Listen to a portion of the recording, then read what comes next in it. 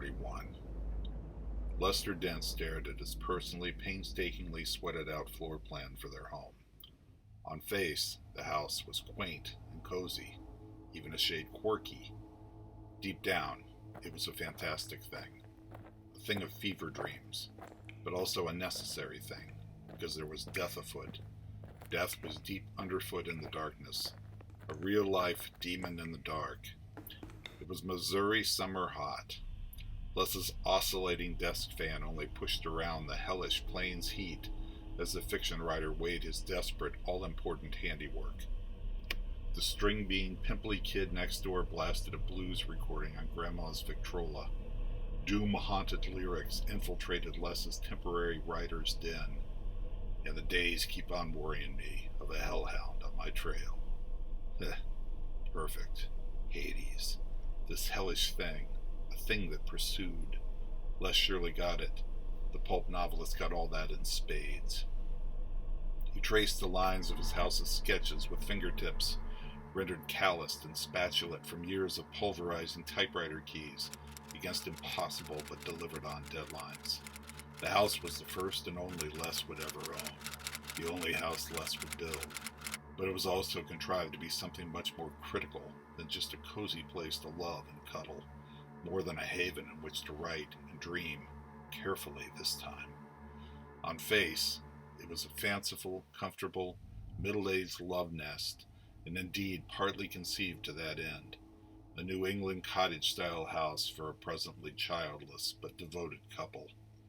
A dream home paid for by Les's countless pulp novels, composed at fever-pitch pace for the still popular monthly Doc Savage magazine.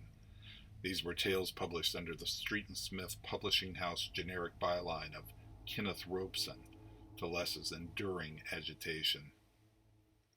In a fast-swelling sea of pulp-lit and comic book superheroes, chivalrous Doc and far more lethal Big Apple counterpart, the Shadow, still stood tallest amidst the swashbuckling vigilante kings of the nation's newsstands, even as their audaciously prolific authors' true identities remained obscured behind corporate-mandated pen names.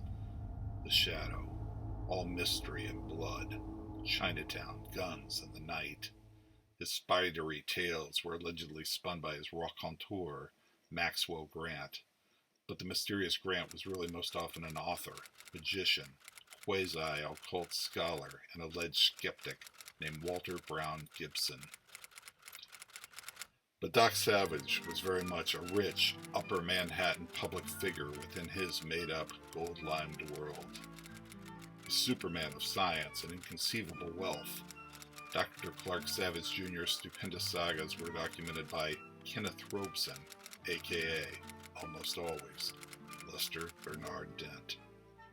Doc Savage was a physical and intellectual giant and globe-trotting adventurer. He was blessed with tropically sun-kissed bronze skin, slightly darker copper-hued hair, and hypnotic eyes, the latter described as evoking swirling pools of golden metallic flakes ceaselessly stirred by sultry winds. The man of bronze operated from the 86th floor of a particular Manhattan skyscraper, with a distinctive, if all but tonsil-useless, dirigible mooring mast. From his base on high, Doc and his 5 intrepid pals, each the master in his respective field, impetuously debarked by dirigible, autogyro, or submarine for myriad mystery spots. And Doc and his Fantastic 5 flitted around the globe gratis, darting to farthest flung corners of the earth on their own nickel to identify and annihilate every newly risen agent of evil. From the height of the Depression onward, Doc and crew did so not just because they were adrenaline junkies, but because what they were doing was demanded, and more, it was kind. In the course of their odysseys, Doc and company discovered ancient races lurking in lost Mayan cities and Incan ruins. They ferreted out remote caverns and hollow volcanoes secreting the last of the dinosaurs, and still more astonishing creatures. But as a pulp fiction author, Les was best known to New York pulp magazine editors as their go-to gadget guy. Les was the pulp novelist on the knowing, cutting edge of emerging science and gee-whiz gizmos, a man and gadgeteer decades ahead of his time.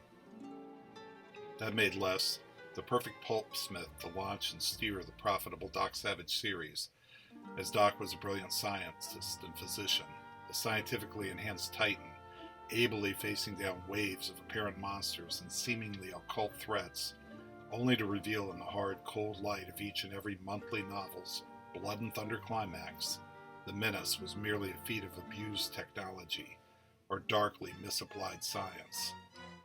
Every 30 days since March 1933, mostly dent-penned or at least dent-revised Doc Savage sagas consistently reached crescendo with their horrid monsters' masks ripped away, revealing darkly cunning but all too human criminals pretending to be more.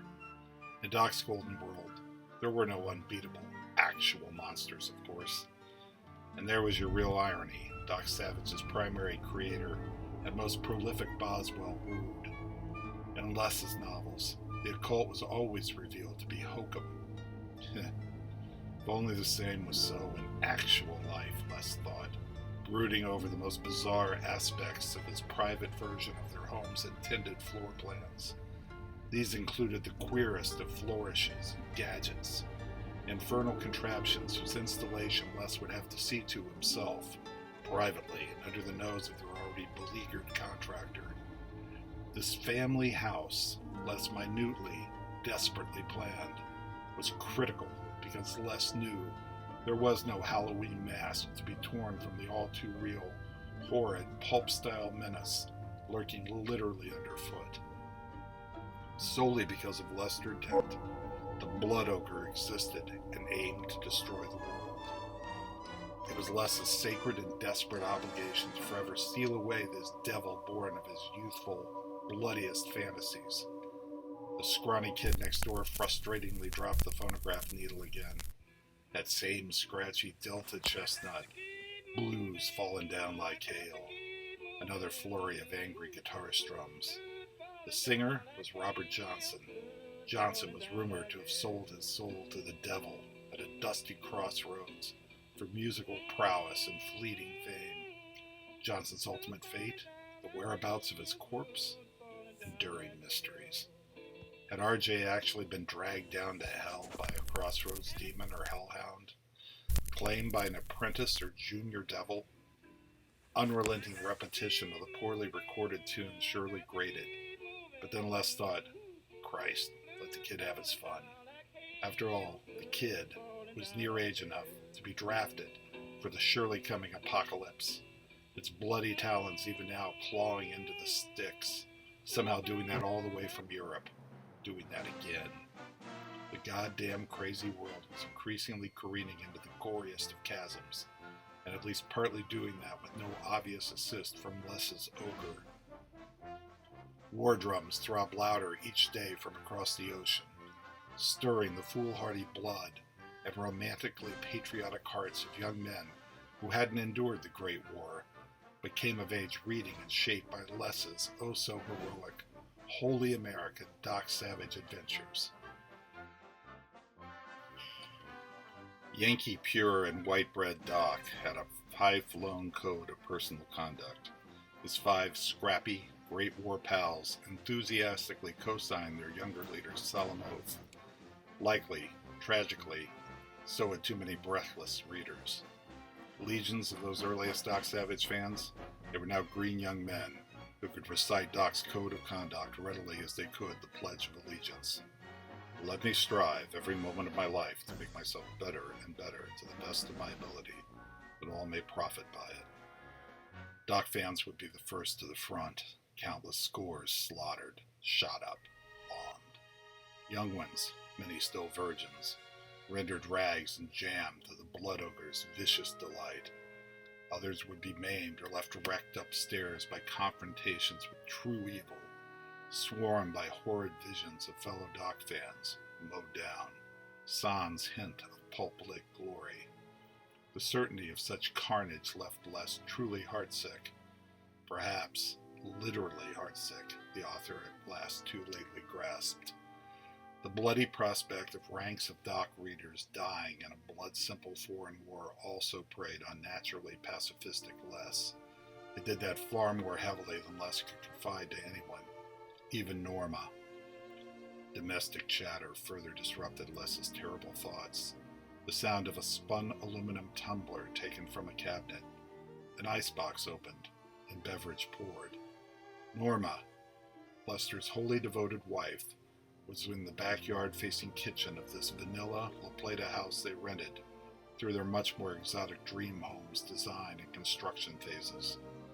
Norma was fetching her man a glass of cold milk. That simple domestic act freshly drove home for Les precisely how much time was not on his side.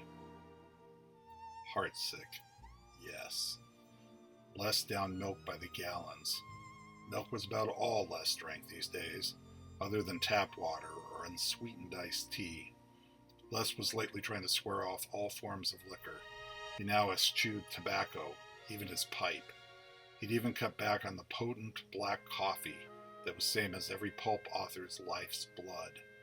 He did all that because late last year, Les received a troubling diagnosis.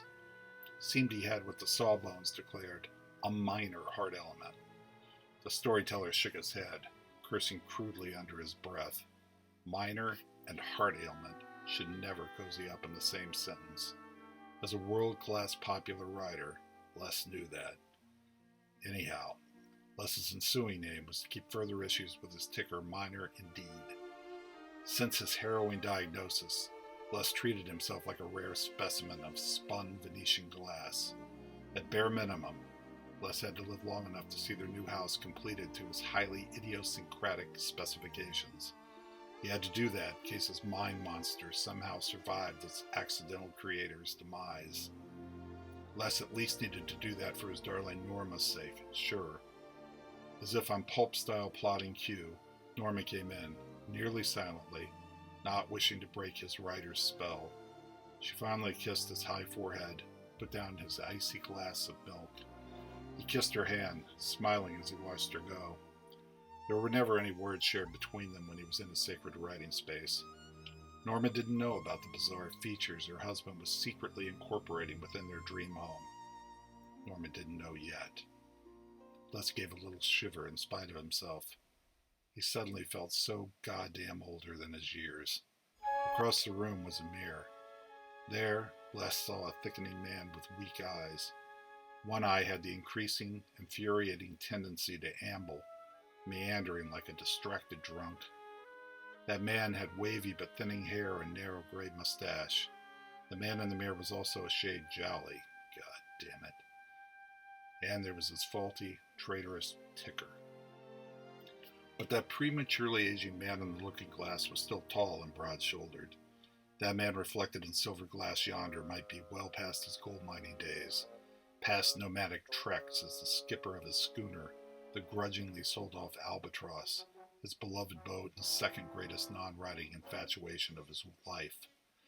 In that mirror, the writer saw the face of a man ailing and wearing down long before his reasonably owed elder years. But the man in the mirror was also still a thinker, a plotter, a dreamer, sure, but also a doer. Les was certain he had meaningful moves left him. He was quick with a quip and a chain-lightning, swift wordsmith with big hands pounding the keyboard. He'd been mysteriously imbued with fathomless power and potency to imagine, then enliven it in whiplash purple prose, all that made for sublime pulp-lit diversions for the masses when Les hit on all cylinders. But that was also where the real, most deadly trouble now driving his desperate house design sprang from. All that was why Les had to live long enough to complete his queer house of gadgets, and most secret of secrets, conjured to thwart the terrible things sprung from his mostly playful, but sometimes uncontrollably darkly inventive mind. For the house those in the know had already nicknamed the house Doc Savage built was intended to be an eternal cage. It was a giant gadget. This little Missouri homestead was nothing less than a technological supernatural sigil, superficiously rendered in wood, plaster, and shingles. But in its bones, it was a potentially deranged fusion of science and the supernatural. The house Doc Savage built was a prison for the increasingly powerful fiend Les hatched as a pup. A prison for this mind creature come to life, Walt Gibson told Les was properly termed a tulpa. Now that his pit-dwelling demon's enduring existence and metastasizing threat was clear to elder, increasingly frailer Les, a man incoherently certain he'd never see 60. It was the doomed novelist's solemn obligation to at least contain his ogre. He must do that for eternity, even if that presently seemed an impossibility.